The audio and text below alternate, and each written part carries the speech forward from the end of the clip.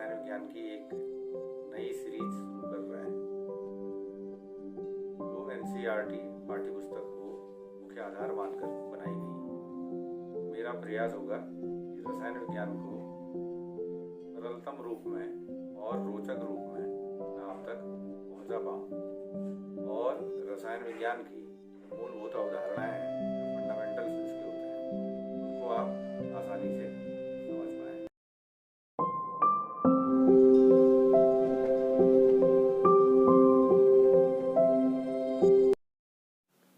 तो बच्चों, आज हम ठोस अवस्था के बारे में जानेंगे और ठोस अवस्था में भी हम यहाँ पे जानेंगे ठोस अवस्था के जो सामान्य अभिलक्षण हैं वो क्या हैं, और इसके साथ साथ हम क्रिस्टलीय और अक्रिस्टलीय ठोसों के बीच में क्या अंतर होता है और क्रिस्टलीय ठोसों का वर्गीकरण हम किस प्रकार से करते हैं, इस पाठ में हम इस बात को इस लेक्चर के द्वारा जानेंगे। तो आइए, जैसा कि आप पूर्व से ही परिचित हैं कि द्रव्य या जिसको हम पदार्थ कहते हैं उसको मुख्यतया 3 भागों में हम बांटते हैं: ठोस, द्रव और गैस। तो द्रव और गैस की जानकारी कक्षा 11 में भी आपने प्राप्त की है। यहाँ पे हम बात करेंगे कि ठोस द्रव और गैसों से किस मामले में अलग होता है। तो गैस और जो आपकी के द्रव हैं उनमें तरलता का गुण होता है, या आप कह सकते हैं इनमें बहने का गुण होता है, फ्लूइडिटी का गुण होता है। तो आइए उसके लिए हम देखते हैं कि किस प्रकार की इनकी आंतरिक संरचना किस प्रकार की होती है। तो यहाँ पे आप देख रहे हैं कि ये गैस प्रावस्था, पदार्थ की गैस प्रावस्था यहाँ पे दिखाई गई है, और इसमें आप देख रहे हैं कि गैस के जो अणु हैं वो काफ़ी दूर दूर हैं, और इसी तरीके से आप द्रव में देख रहे हैं कि इनके अणु भी दूर दूर हैं। अब ये दूर दूर क्यों होते होंगे? क्योंकि इनके मध्य जो पाया जाने वाला आकर्षण बल है वो निश्चित रूप से क्या होता होगा? कम होता होगा। और आप यहाँ पे देख रहे हैं कि ये अलग अलग मोशन भी कर सकते हैं। इसीलिए जो द्रव और आपकी गैस है इनमें तरलता का गुण होता है। लेकिन जहाँ तक हम ठोस की बात करते हैं तो ये ठोस की अंदर की सिमेट्री को हम देखने का प्रयास करते हैं। तो यहाँ पे हम देख रहे हैं जो ये ठोस के अवयवी कण हैं, इस पाठ में कई बार शब्द आएगा अवयवी कण, जिनको हम कंस्टिट्यूएंट पार्टिकल या फंडामेंटल पार्टिकल भी कहते हैं। तो ठोस के जो फंडामेंटल पार्टिकल्स होते हैं वो या तो परमाणु हो सकते हैं, या आयन हो सकते हैं, या अणु हो सकते हैं। तो इस चित्र में आप देख रहे हैं ठोस प्रावस्था में कि ये जो ठोस के अणु हैं वो एक दूसरे के बहुत ही ज़्यादा निकट हैं। और ये निकट क्यों होते होंगे? क्योंकि इनके मध्य क्या होता है? आकर्षण बल बहुत ही प्रबल होता है। तो वास्तव में जो ठोस प्रावस्था है इसमें के जो अवयवी कण होते हैं ये एक निश्चित स्थान पर स्थित होते हैं, और केवल ये क्या कर सकते हैं? साम्य की स्थिति में कंपन कर सकते हैं। तो ये अपनी जगह पे केवल वाइब्रेट होंगे, ऐसा हम जानेंगे। अब ठोसों के सामान्य अभिलक्षणों की जो बात है, तो ठोसों के सामान्य अभिलक्षणों की हम बात करते हैं कि इनको जानना क्यों आवश्यक है। तो प्यारे बच्चों, ठोस हमारे दैनिक जीवन में बहुत ही ज़्यादा उपयोगी हैं, और जो विज्ञान बाय लिप्स एंड बॉन्ड्स दिन दूनी रात चौगनी जो प्रगति कर रहा है उसमें भी ठोसों का बहुत ज़्यादा महत्व है। जैसे उदाहरण के तौर पर अगर हम चिकित्सा क्षेत्र की बात करें तो आप जानते हैं जब हार्ट सर्जरी वगैरह होती है तो उसमें कई बार हार्ट के पेशेंट्स को वाल्व भी हमने लगाने पड़ते हैं। तो वो वाल्व्स में बेटा उसमें भी क्या होगा कि जो ठोस पदार्थों का ही हम इस्तेमाल करते हैं। तो वहाँ पे हमने ये देखना पड़ेगा कि किस प्रकार के ठोस का चयन हम उसके लिए कर सकते हैं। इसी प्रकार से कई बार हमारे मन में अनेक प्रकार के प्रश्न आते हैं, जैसे तांबा विद्युत का चालक है लेकिन प्लास्टिक नहीं है, ऐसा क्यों होता होगा? ये सब चीज़ें जब आप ठोसों के अभिलक्षणों को जानेंगे और उनके गुणों को जानेंगे तो उसके बाद आपके ये जो प्रश्न हैं इनके उत्तर आपके सामने आ जाएंगे। तो वैज्ञानिकों के लिए भी, और आप भी बाल वैज्ञानिक हैं तो आपके लिए भी ये बड़ा महत्वपूर्ण है कि ठोसों के जो गुण होते हैं उनके बारे में आप जान पाएँ। तो उससे पहले आपको ठोसों के अभिलक्षणों की बात, जो उनके फंडामेंटल कैरेक्टर्स हैं, उनकी बात हम यहाँ पे करेंगे। जैसा कि आप छोटे ही क्लास से जानते हुए आए हैं कि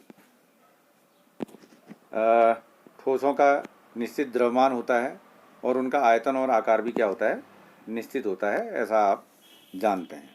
तो ऐसा क्यों होता होगा, इससे पिछली स्लाइड में भी आपने देखा, क्योंकि इनके अणु क्या होते हैं, या जो अवयवी कण हम कह रहे हैं, वो एक दूसरे के बिल्कुल क्लोजली पैक्ड हैं, वो एक दूसरे से बिल्कुल नज़दीक सटे हुए हैं, और इसीलिए इनका आकार और आयतन क्या होगा, निश्चित होगा।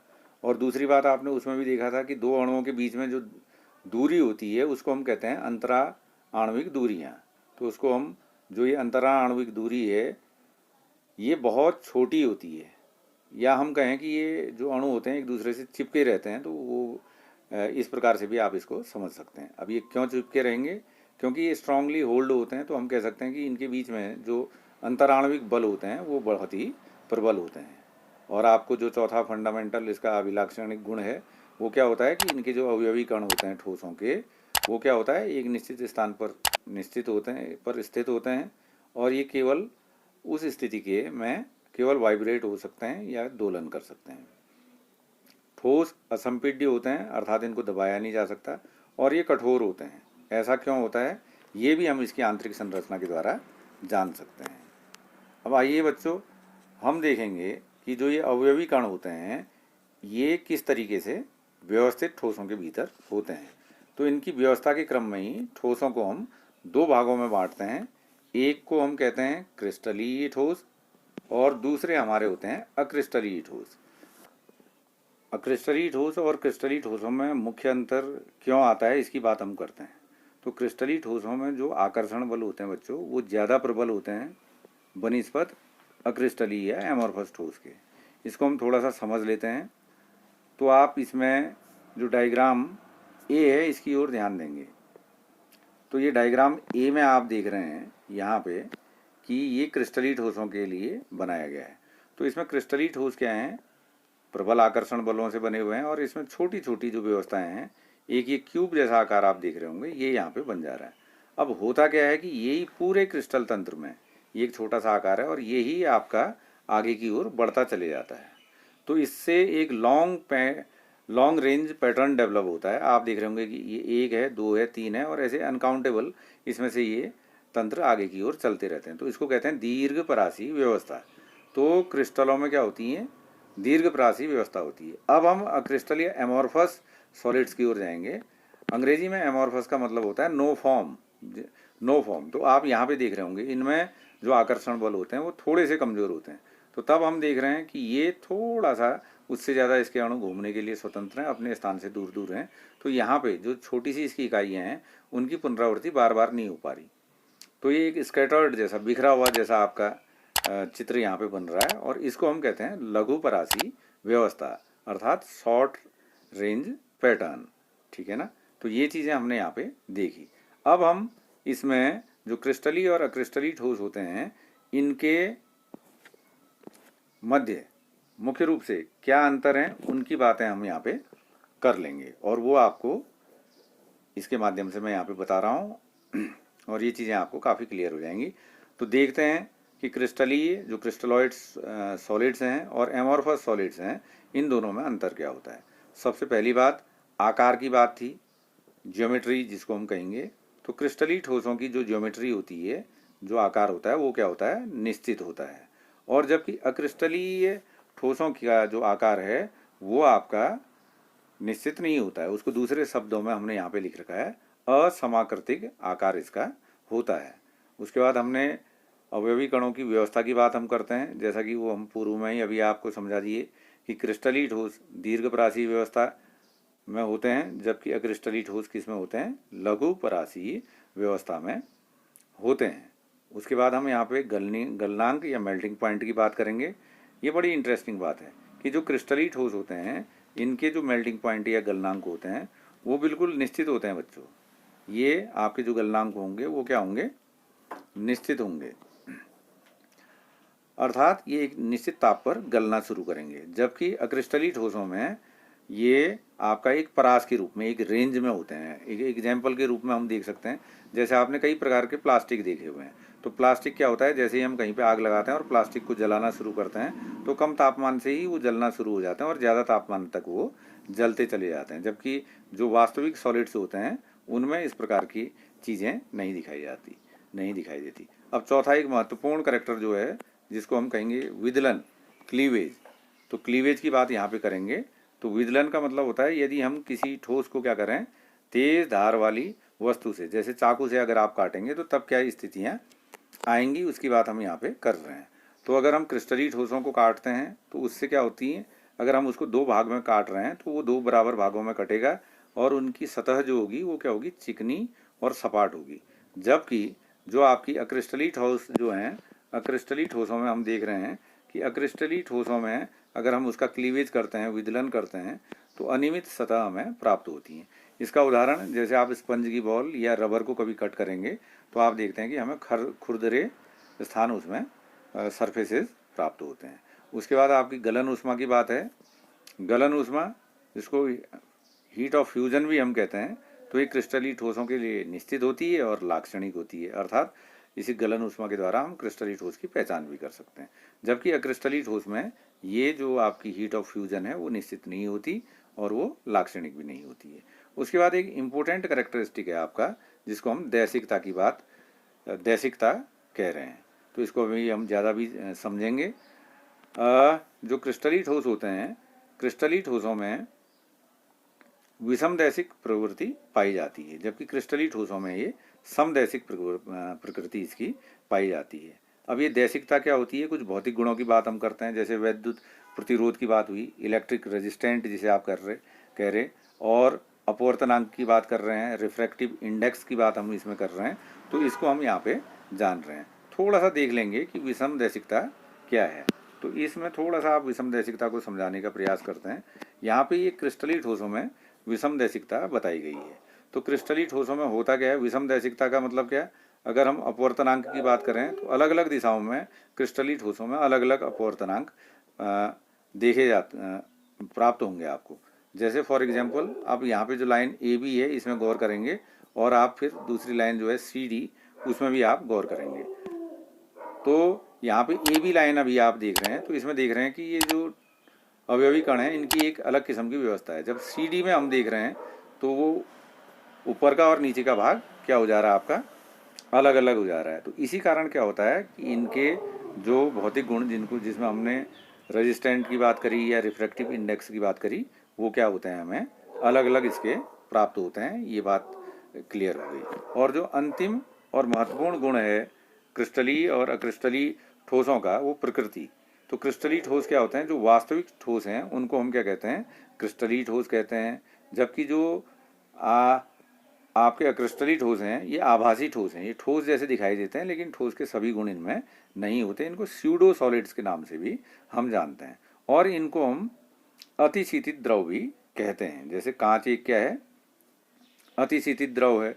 तो कांच में आपने देखा कि जो पुरानी ऐतिहासिक इमारतें होती हैं तो उसमें पैदी की ओर, पैदी का मतलब नीचे तले की ओर कांच मोटा होता है और ऊपर क्या होता है, वो पतला होता है। बहुत हल्का सा इसमें अंतर होता है। ऐसा इसलिए होता है कि कांच धीरे धीरे बहता है, उसमें फ्लूइडिटी का गुण होता है और वो धीरे धीरे नीचे की ओर बहने लगता है, इसलिए कांच क्या होता है, मोटा नीचे की ओर होता है। तो ये आपसे परीक्षाओं में भी कभी कभी पूछा जाता है कि कांच में बहने का गुण होता है या कांच क्या है। तो ये था क्रिस्टलीय और अक्रिस्टलीय ठोसों में अंतर। अब हम आगे की ओर चलेंगे जिसमें जो क्रिस्टलीय ठोस हैं, वास्तविक ठोस हैं, इन्हीं के वर्गीकरण की बात हम अपने इसमें अब हम क्रिस्टलीय ठोसों के वर्गीकरण की बात करते हैं। तो इसमें भी हम बात देखेंगे कि ये बहुत सिंपल सी बात है कि जो क्रिस्टलीय ठोस होते हैं इनके मध्य कौन से बल पाए जा रहे हैं। अगर उनके बीच जो अवयवी कण हैं उनके बीच में जो पाए जाने वाले बल हैं उनको हम अंतराण्विक बलों के नाम से जानते हैं। तो इन ठोसों में जो अणु का प्रकार होता है और जो इसमें इंटरस्टिशियल फोर्सेज हैं, जो अंतराण्विक बल जो इनमें हैं, उनके आधार पर हम इनको चार भागों में बांट सकते हैं। तो सबसे पहले आपका आएगा आणविक ठोस। जैसा कि नाम से स्पष्ट है, आणविक ठोस है तो इसके फंडामेंटल पार्टिकल या अवयवी कण क्या होंगे बच्चों, अणु होते होंगे, निश्चित है ये। तो इनको भी फिर हम क्या करते हैं, तीन भागों में बांटते हैं। तो पहला है और इनके मध्य ये जो आणविक ठोस होते हैं ये सहसंयोजी आबंधों के द्वारा एक दूसरे से जुड़े रहते हैं। तो पहला है अध्रुवीय आणविक ठोस, जिसको हम नॉन पोलर मॉलिक्यूलर सॉलिड्स का नाम देते हैं। तो इनमें क्या होता है कि अध्रुवीय सहसंयोजक बंध के द्वारा ये एक दूसरे से जुड़े रहते हैं। जैसे यहाँ पे आपको इसने कहा कि कम ताप पर, जैसे हम कह रहे हैं कि कम ताप पर H2 या Cl2 की बात हमने करी, तो ये अगर आपने यहाँ पे देखा तो इसमें हम देख रहे हैं कि Cl2 है, तो Cl जैसे पिछले क्लास में आपने पढ़ा है Cl सिंगल बॉन्ड Cl, तो दोनों में विद्युत ऋणात्मकता क्या होती है, बराबर होती है। तो इसलिए ये क्या होते हैं, अध्रुवीय ठोस होते हैं। और इनके जो आकर्षण बल हैं उनको हम लंदन बल भी कह सकते हैं। और ये इनकी प्रकृति क्या है, ये मुलायम होते हैं और विद्युत के अचालक होते हैं। विद्युत के चालक कोई भी ठोस पदार्थ तब होगा या तो उसमें क्या पाए जाएंगे, आपके आयन होंगे, या उसमें फ्री इलेक्ट्रॉन्स रहेंगे। अगर मुक्त इलेक्ट्रॉन उसमें होंगे तो तभी वो हो पाएगा। तो दूसरे प्रकार के जो आणविक ठोस हैं उनको हम ध्रुवीय आणविक ठोस कह रहे, इनको हम पोलर मॉलिक्यूलर सॉलिड्स का नाम दे रहे हैं। और इनके मध्य जो आकर्षण बल पाया जाता है वो है द्विध्रुव द्विध्रुव आकर्षण बल। तो इसमें जैसे एग्जाम्पल इसमें दिया गया है NH3 और आपका HCl SO2। तो अगर हम एक एग्जाम्पल NH3 का ले रहे हैं तो आपको पता है कि हाइड्रोजन की तुलना में नाइट्रोजन क्या है, बहुत ज़्यादा विद्युत ऋणात्मक होता है। तो वो आंशिक रूप से ऋणात्मक आवेश उसमें आ जाता है, और धन में क्या आ जाता है, हाइड्रोजन में क्या आ जाता है, धन आवेश। तो इस कारण इनमें आंशिक आपका इनमें ध्रुवता आ जाती है। थोड़ा सा स्ट्रक्चर से इसको समझने की कोशिश करेंगे। ये आपका नाइट्रोजन है और 3 जगह इसमें से हाइड्रोजन, हाइड्रोजन और हाइड्रोजन, इसको एग्जैक्ट फिगर अभी नहीं समझेंगे। तो ये आपका इसमें क्या है, पार्शियली नेगेटिव चार्ज इनमें आ गया।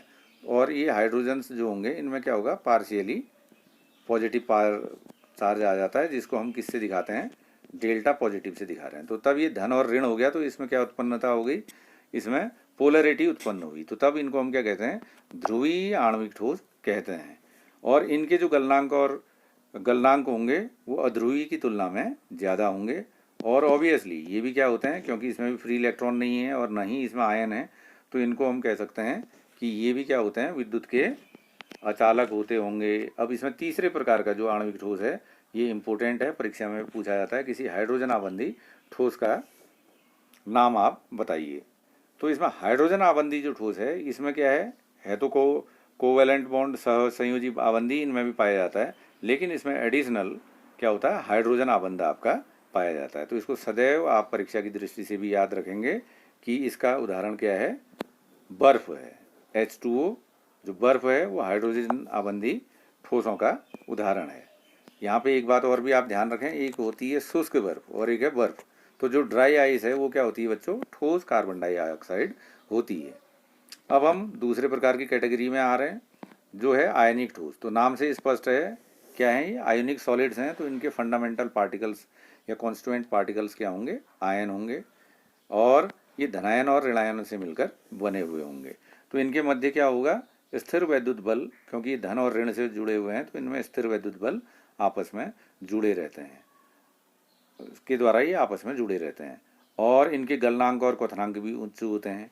अब एक मजे की बात है, क्योंकि ये आयन होते हैं तो ये आपके क्या होंगे, विद्युत के चालक होंगे। लेकिन इसमें एक बात और देखनी होती है कि जब ये ठोस अवस्था में आयनिक सॉलिड्स होते हैं, जैसे उदाहरण के तौर पर NaCl या KCl की बात हम करेंगे, तो उस अवस्था में आयन स्वतंत्र नहीं होते, तो ये चालक नहीं होते हैं। तो ये होते चालक कब हैं, जब हम इनको गलित अवस्था में रखते हैं, जिसको हम मोल्टन स्टेज कहते हैं। कि अगर आयनिक सॉलिड्स को आप गर्म करेंगे, वो गलित अवस्था में होंगे, तो इनके आयन भी गति करने के लिए स्वतंत्र होंगे, तो तब ये क्या होंगे, चालक होंगे। और वैसा ही कब होगा, जब हम इनको पानी में घोल लेंगे और इनका सॉल्यूशन बना लेंगे, तो तब भी इनके आयन क्या होंगे, गति करने के लिए स्वतंत्र होंगे। अब ये चौथे प्रकार का जो आपका तीसरे प्रकार का जो ठोस है वो है मेटालिक सॉलिड्स, धात्विक ठोस। ये बड़ा इंटरेस्टिंग है। तो इसमें मेटालिक सॉलिड्स में होता क्या है, धातुएं आप जानते हैं, जैसे कॉपर, गोल्ड, एल्युमिनियम, सिल्वर इत्यादि, ये सब धात्विक ठोस हैं। तो इनके जो धनायन होते हैं, तो वो धनायन इस प्रकार से व्यवस्थित रहते हैं जैसे कि ये इलेक्ट्रॉनों के समुद्र में इनके धनायन रहते हैं, इस प्रकार की बात आप कहेंगे।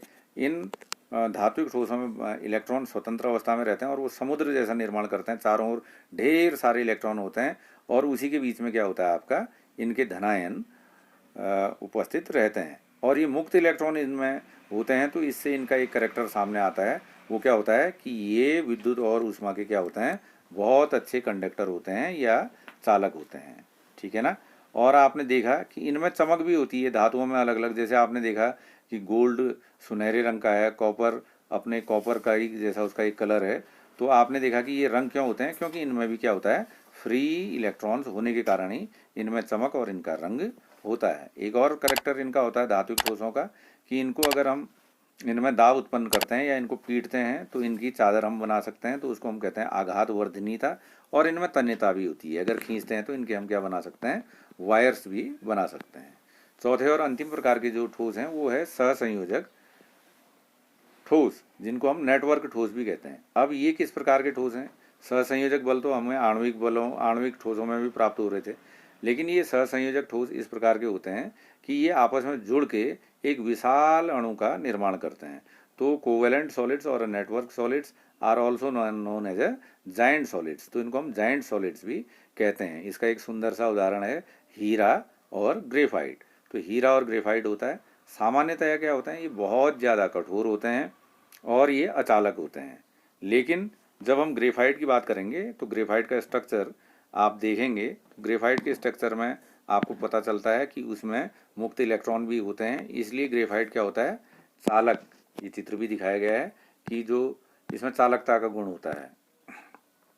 तो कोवेलेंट सॉलिड्स में ग्रेफाइट एक ऐसा नेटवर्क सॉलिड है या कोवेलेंट सॉलिड है जो चालकता भी दिखाता है और ये मुलायम भी होता है। ग्रेफाइट पेंसिल की नोक में आप इस्तेमाल करते हैं तो चाकू से भी आप इनको काट सकते हैं। तो बच्चों ये था ठोसों का वर्गीकरण।